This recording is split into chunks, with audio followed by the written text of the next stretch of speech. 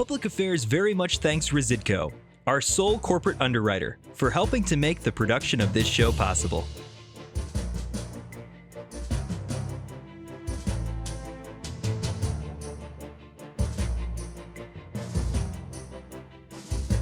The number one thing that we can do to reduce crime, that we can reduce overall just welfare costs, to increase dignity in individuals, it's a job.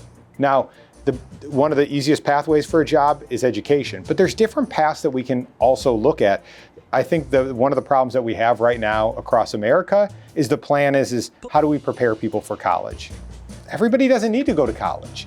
Some people need to be plumbers and electricians, and there is a great deal of dignity, and I think there's a need that we have in this country for workmen. You know, coding is becoming the fastest growing job.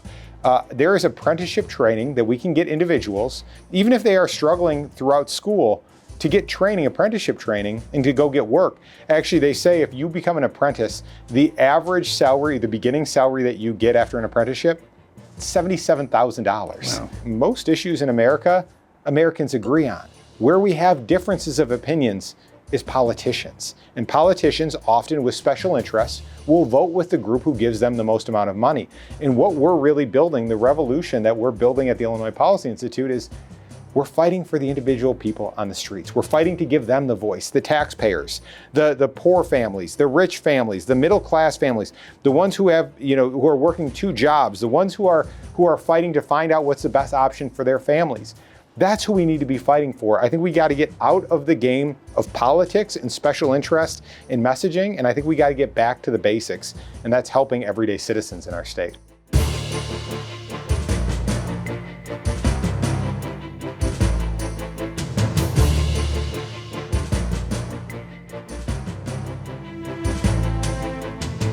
Welcome to Public Affairs. We take you today to a very special show, take you out to Wheeling, Illinois, to the Chevy Chase Country Club, where the Lake County Republican Federation held an event where they invited Matt Paprocki, who's president of the Illinois Policy Institute.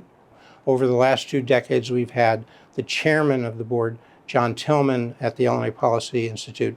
He's the chairman, on our show numerous times. But we focused on, as Matt Paprocki did when he spoke to the Lake County Republican Federation, the American Revolution. Took us back to 1776, to our founding fathers, what it meant at that time, the courage that these founding fathers engaged in when they started this country. And do those founding fathers and their thoughts have something to say about our current events? Do we need another revolution? How do we deal with border issues? How do we deal with illegal immigration? How do we deal with failing education across the state of Illinois as a fiscal issue, as a property tax issue, as a performance issue? How do we deal with crime? So I think you'll like the show. We engage in a discussion with Matt about many of those topics in a short amount of time. So enjoy the show. So Matt Paprocki, we're here at Chevy Chase Country Club, May 2nd, 2024. A lot going on in the country. You spoke a little bit about our founding fathers and the revolution. Yep. We're going to go to current events. How do we get from the revolution to current events? Well, what we talked about today was the decision that the men and the women of this country made during the founding. And it was this idea that in America, you could pursue life, liberty, and the pursuit of happiness, right? What was enshrined in the Declaration of Independence. And I think there's times that we think about that this was a thing that happened hundreds of years ago. But the truth is this is a decision we make every day. And the question becomes, and the same question that those men made while signing the Declaration of Independence is, do we stay and fight, or do we retreat and run away? And what really gives me hope, and what I look back into history, is what did people who have been through this before do? And what we saw is that real heroes stood up and said, we need to go fight, we need to protect this country, we need to protect our freedom. And that's a fight that continues to be fought in 2024 right here in the state of Illinois. Now you say, do we stay and fight? You are president of the Illinois Policy Institute. John Tillman was on this show, Public Affairs, more than 2 decades ago when he started with 2 people and about $200,000 in a budget. That's right. What are we at now? Like 50 people, $10 million budget? We ballpark? We have 25 people on staff, and we do about $10.5 to $12 million on an annual basis. Your focus is, of course, on state issues and the state of Illinois. So are you talking about, do people who look at Illinois, you mentioned 3 things. You talked about financial issues, you talked about crime. What's the third topic? Corruption. Corruption, of course. Yeah. How could I forget Mike Madigan and all of that, and the Chicago machine? That's right. So is that what is burying and hurting Illinois, that crime, that corruption, those financial issues? Or can you get more specific? And when you say, can we stay and fight, are you talking about staying and fighting in Illinois? Or are you talking about the revolution that has to go on in the United States, a continuing revolution? So I'm talking about first in Illinois is, do we continue to stay here and fight? Because I think all of us are left with a decision. The truth is the state of Illinois leads the country in outmigration, meaning that more people are leaving the state than are coming into it. And it's by significant amounts. And they're going to places like Florida. They're going to Texas. They're going to Tennessee and Arizona. And it's not just because of the weather. If you look at the reasons they cite, it's because of government corruption. It's because of taxes, and not just strictly taxes. It's taxes being wasted and squandered. And then you also now can point to, unfortunately, high crime and the rising crime rates we're seeing in a lot of our cities. And so what we fight to do at the Illinois Policy Institute is, how do we change laws and public policy so that when people look at the state of Illinois, they say, this is a place where I want to live. And not just that, here's a place that my kids want to live and my grandkids want to live. And they want to come back here because they know it's a place that you can plant roots, that you can achieve the American dream, that you can start a business, that you can have a job, that you can thrive here, that you can get a great education. These are all things that we've had in this state. And unfortunately, due to some of the problems that we're seeing, almost all entirely within our government structure, which is failing us right now, we can fix this thing. But we need to address these problems. We got to address them soon. But you say the Policy Institute focuses on financial issues, fiscal issues.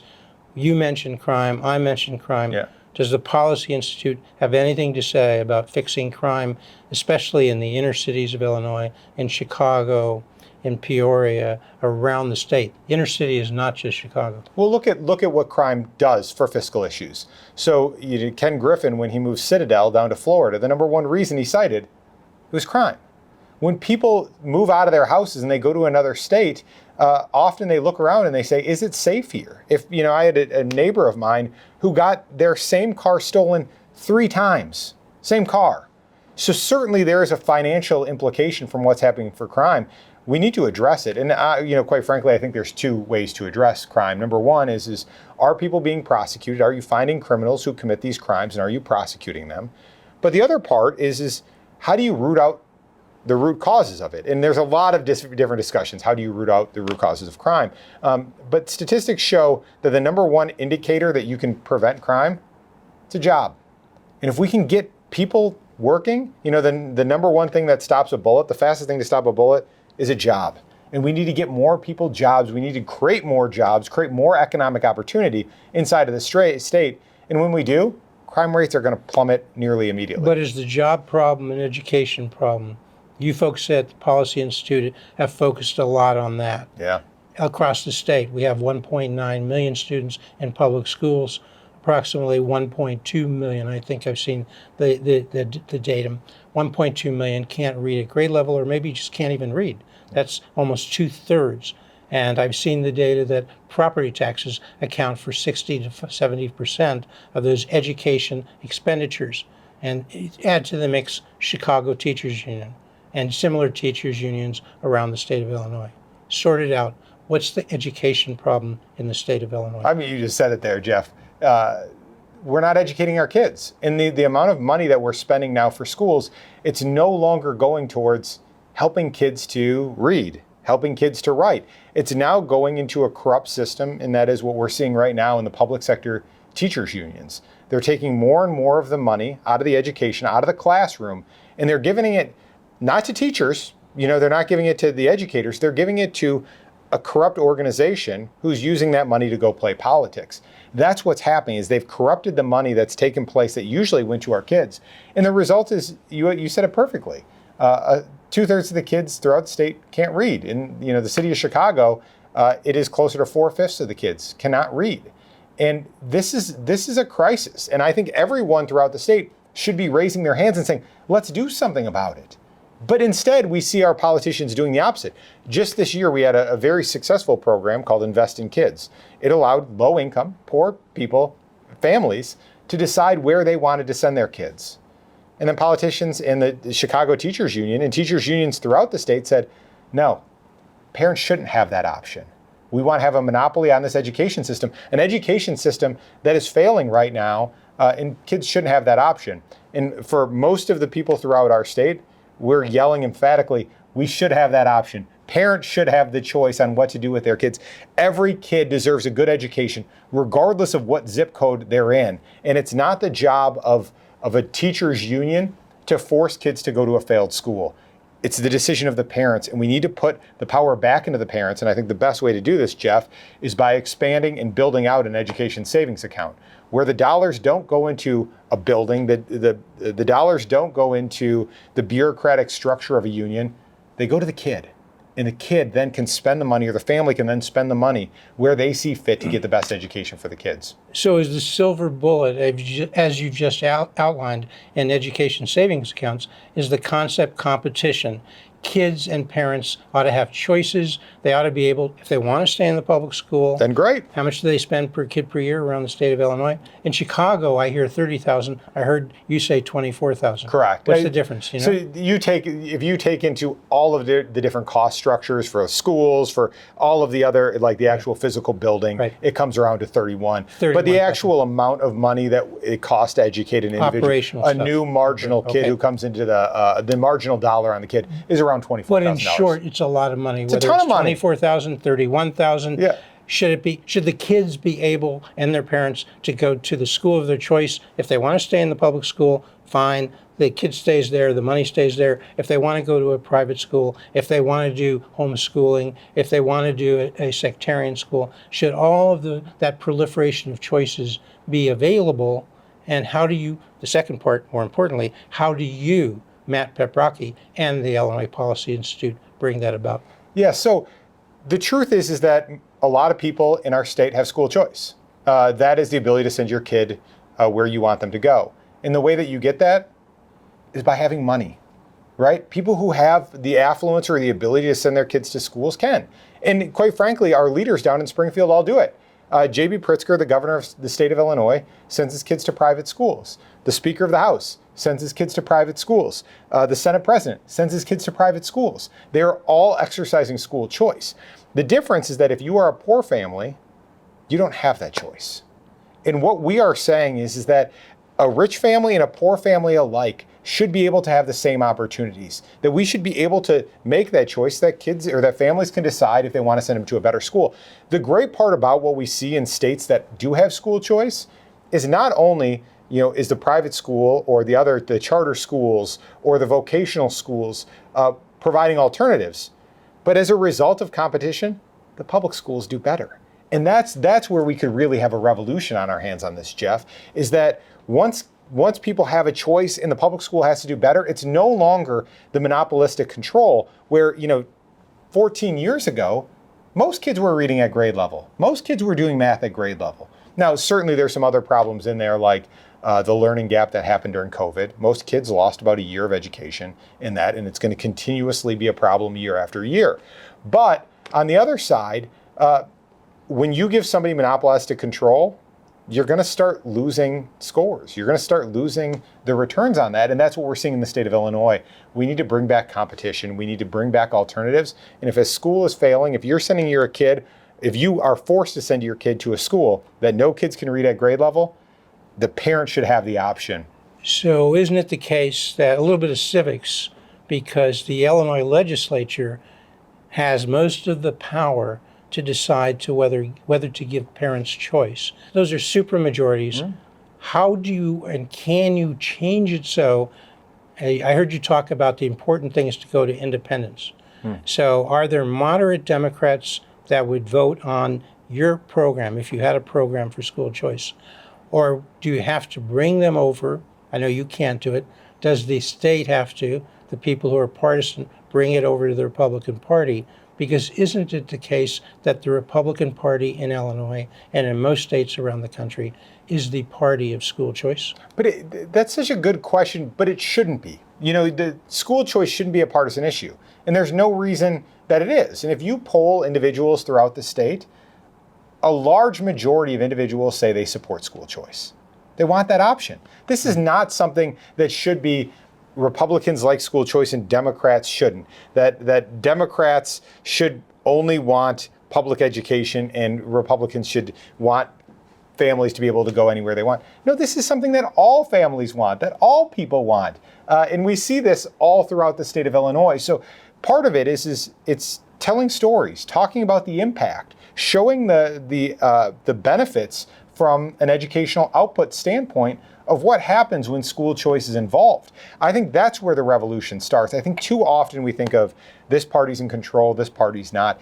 That should not matter. This should and it needs to be a bipartisan issue inside of our state. And so we need to work together with Republicans, with Democrats, with independents to say this is what's best for kids. This is what's best for the future. Can you do that across the board? Can you do this with crime? You said on crime you need to prosecute. You need to detain dangerous people. Can you communicate those messages so you get Democratic and Republican Party support to fix crime? The current issue, two big current issues are migrant rights or migrant issues. We had approximately 8 million illegal immigrants come into this country over the last 4 years, or we will have by November 5. That's a problem. We're seeing it played out in the cities. We're seeing battles between minorities who say, we're helping the newcomers and you didn't help us. We're seeing our campuses, our colleges and universities, everybody's saying this as we tape us May 2, 2024, being torn apart. They see factional groups, a lot of them who are not students, who are foreigners who are students, foreigners who are not, tearing up our campus. Is this a cultural issue? Is this such a big mega issue that we can't get that around? We can't get our arms around it. You can't because you are a state organization. Or do you have something to say about those issues? Well, there's a lot of issues that you just brought up there, Jeff. I think, when you talk about a lot of the major issues, America's united. As I said, school choice is certainly a great example of that. Crime is another great example of this. I go throughout the state of Illinois and I talk at a lot of churches with, black pastors of various denominations. And one thing you hear throughout is, well, we don't want crime in our neighborhood. That is not something that is a basis of a political party. This is general safety of a human being, and we should protect the safety of the people who live inside of our communities.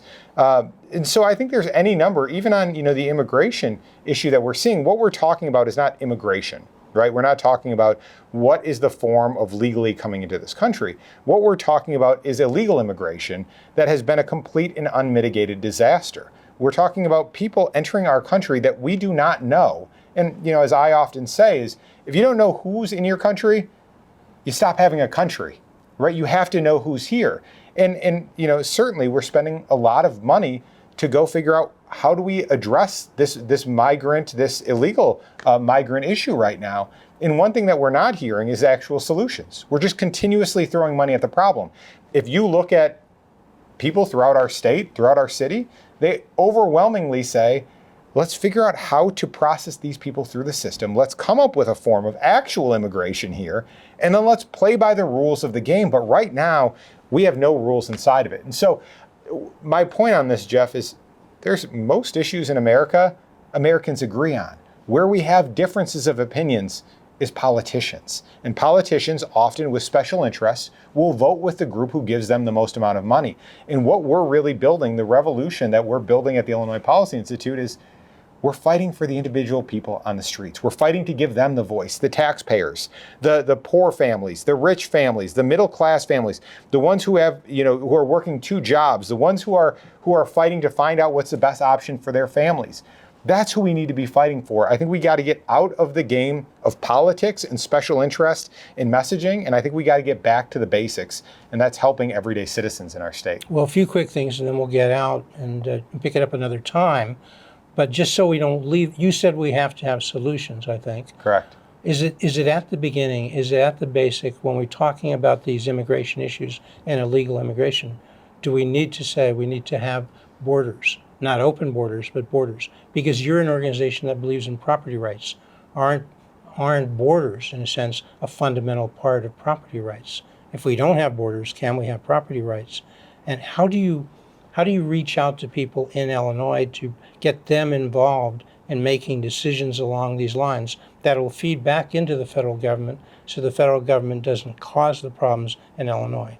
Do you see so on migrant issues, on dealing, is it all about borders? And then take a stab at the college and university issues. Can you say anything about that, how to take back control of the colleges and universities? Well, I think part of that is it's up for the colleges to go take control. And I think there's been an abdication of their responsibility of who actually controls the university. And I think this is a call that most universities have to look in the mirror and say, what do we stand for? What are we willing to stand for? But on the overall migrant issue, you're talking about, or the illegal immigration that's happening this is largely a federal issue. Now, when you take that, and that's the borders that you're talking about, but the question becomes is, how do we allocate money? And I think the difficulty that most residents inside of the state of Illinois see is that we see more and more money going to not even stopgap solutions. They're just perpetuating the problem of what's happening inside of the migrant crisis instead of actual solutions whatsoever. And so I think there's a variety of different options on the table, but I think from a fiscal issue, we've got to figure out how to address the problem so that we don't continuously increase taxes to not even solve the problem here. So in closing, in sum, thinking back along the things you've talked about, are the main things that you need to do is get is focus on the education issue. Do we come back to that? Because you said people need jobs, but can they get jobs if they can't finish schools and read? So is that at the core? Is that the core of the crime problem? Because a lot of kids, if they can't read, they drop out at 4th grade, and then they're in a real problem and they turn to crime. If you had to say, is there one issue, and you folks know a lot about that on the fiscal side and on the performance side. By that I mean you and John Tillman and the people who work with you at the Illinois Policy Institute. So the number one thing that we can do to reduce crime, that we can reduce overall just welfare costs, to increase dignity in individuals, it's a job. Now, one of the easiest pathways for a job is education, but there's different paths that we can also look at. I think one of the problems that we have right now across America is the plan is how do we prepare people for college? Everybody doesn't need to go to college. Some people need to be plumbers and electricians, and there is a great deal of dignity, and I think there's a need that we have in this country for workmen. Coding is becoming the fastest growing job. There is apprenticeship training that we can get individuals, even if they are struggling throughout school, to get training, apprenticeship training, and to go get work. Actually, they say if you become an apprentice, the average salary, the beginning salary that you get after an apprenticeship, $77,000. Wow. That's a good job. And so certainly It's a livable wage. It's a livable wage. The building block of this becomes education. But even if we miss that opportunity, we should still be looking at ways that we can get people workforce ready. And if we do that, if we get people jobs, we can transform what's happening, not just in Illinois, not just in Chicago, but throughout this entire country. All right. Thank you so much, Matt Paprocki. It looks like you have given us the core to these key problems that are occurring across the state of Illinois and perhaps across the country. That's right. Thank you, Jeff. I appreciate it. Take care. You as Come well. back. You come back. I will. Often to public affairs. That's a deal. Thank you. Thank you. So a lot there to sort out. I think Matt did a great job of sorting it out. And so we'll hope to have Matt Paprocki, president of the Illinois Policy Institute, back on public affairs as we sort through these issues in the coming months. And we hope you come back next week and every week to public affairs.